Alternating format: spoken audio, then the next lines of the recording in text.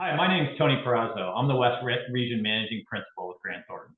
And I'm David Seitz, a principal in our Washington National Tax Office, focused on international tax and now all things tariffs.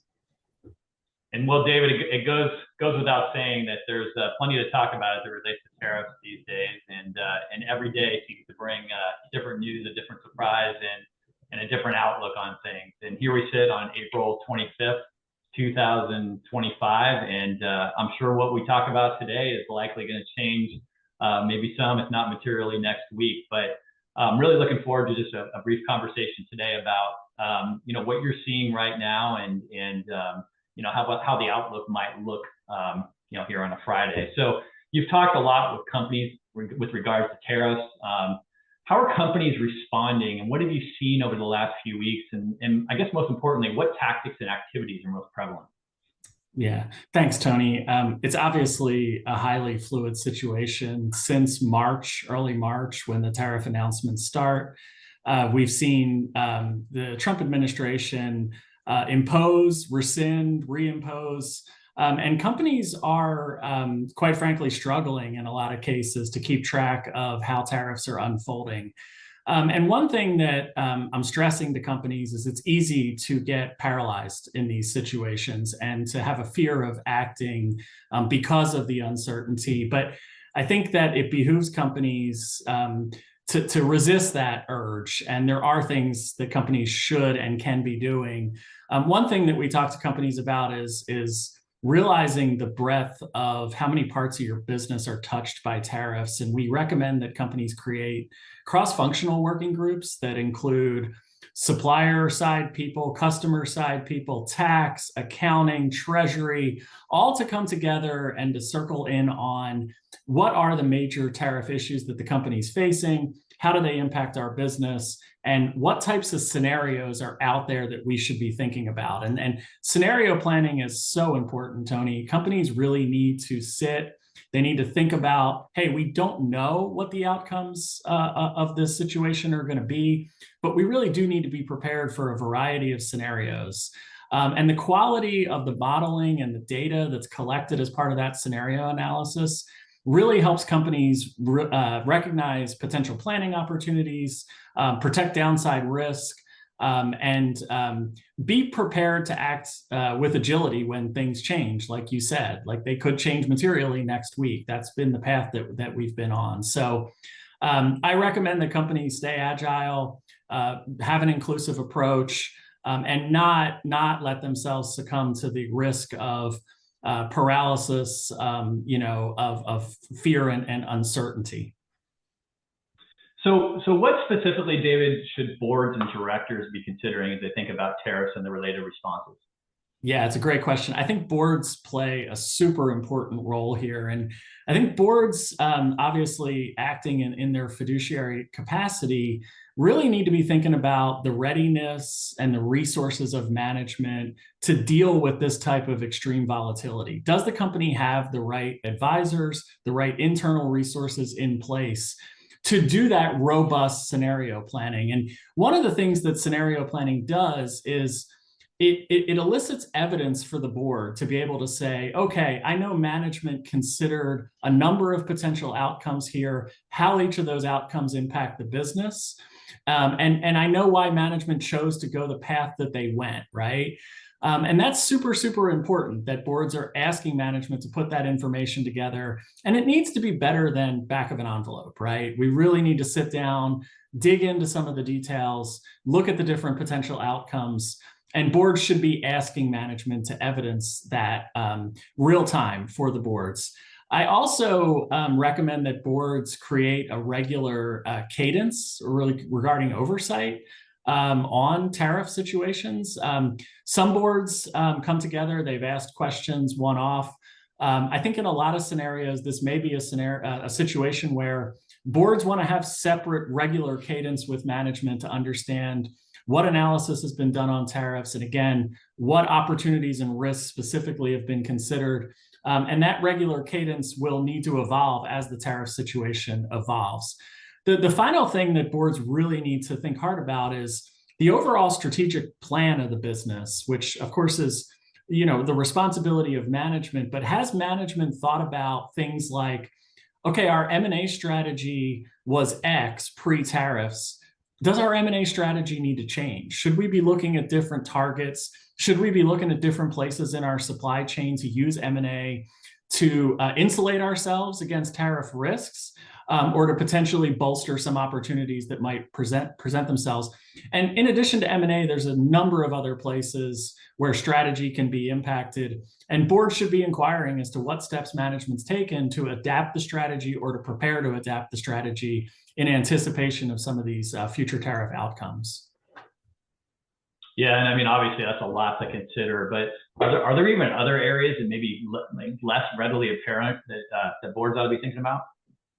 Yeah, absolutely. So one place that I think is super important that companies now are starting to spend a lot more time is customer pricing strategy and analysis.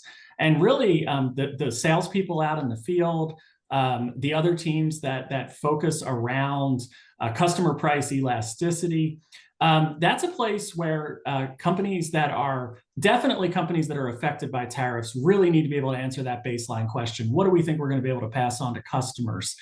Even companies that aren't directly impacted by tariffs ought to be actively looking at their pricing strategy. And if we're a fully domestic company and we're no longer faced with the same competition we were from foreign importers because their pricing has been impacted, is there a pricing opportunity for us, right? And I think the companies that have state-of-the-art information around pricing, how markets are reacting to pricing, those are the companies that will be able to move quickly to begin to pass cost on, to capitalize on price elasticity if they have it.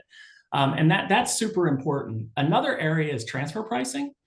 Transfer pricing is a tax term, but transfer pricing is really just about how you deal with your related parties. And for companies that have integrated supply chains, and they might own some of their suppliers, they might own their distributors, have they looked at where they're sharing these tariff costs in the transfer pricing chain? And are they getting their prices right? Because that impacts the cost of the tariff. A lot of times, the value that you assign to the product, the contractual amount that you're willing to pay your supplier, can impact the base on which a tariff is applied.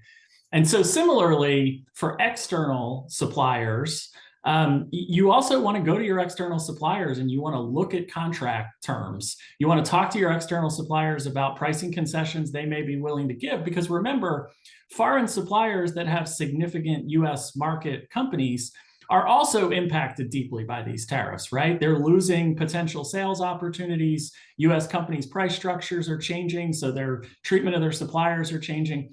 And we have found a lot of suppliers very willing to renegotiate contracts, very willing to talk about how they might help their customers weather this storm. So getting out there, talking to the external people like your customers, your suppliers, and then looking internally at how you're structuring your supply chain, all super, super important. It's not just about the amount of the tariff that might get imposed at the border.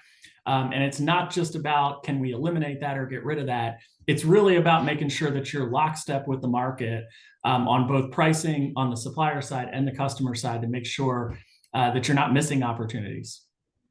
Yeah, so definitely, like I said, a lot to think about. And I think, as I'm talking to companies, I know a lot are a little bit in wait and see mode while considering a lot of these things. But how do you recommend companies begin to get their arms around all this stuff? I mean, it's a lot, it's moving fast, but are there specific things that they can do, David? Yeah, I mentioned earlier, I mean, step number one is really getting the right minds in the room. You've got to create a cross-functional task force to deal with tariffs. You've got to have a single place in the company that's driving tariff strategy.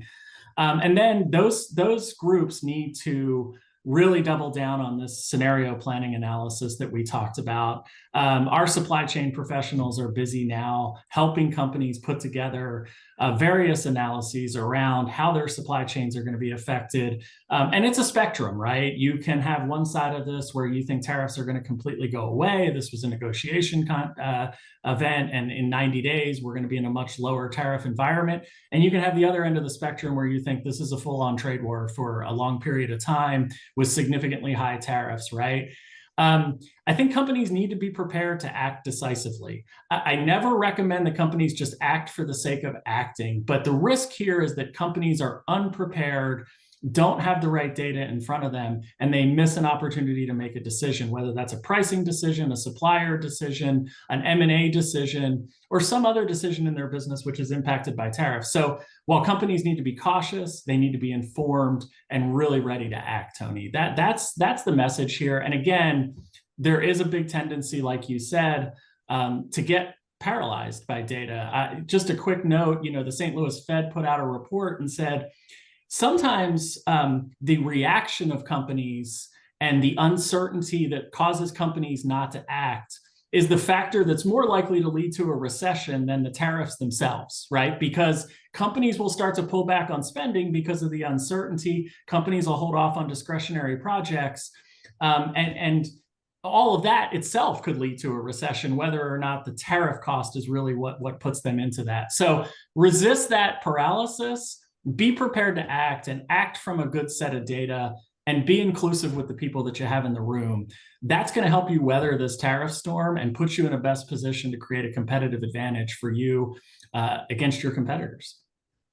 Yeah, thanks, David. Great stuff. So, I mean, obviously stay informed, do everything you can to prepare, and just be in a situation where you're ready to act when that time comes. So thank you very much for the time. Really appreciate it. Great insights. And I guess we'll sit back and see what next week brings, because I'm sure it won't be dull. Thanks very much.